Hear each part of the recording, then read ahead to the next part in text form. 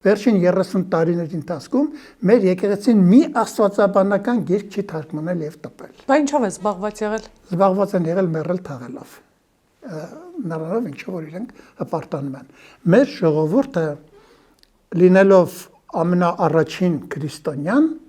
քրիստոնեական գիտակցություն եւ քրիստոնեական գիտելիք չունի ցավոք։ Ինքը չգիտի քրիստոնյան ինչ բան է։ Ինքը կարծում է, թե դա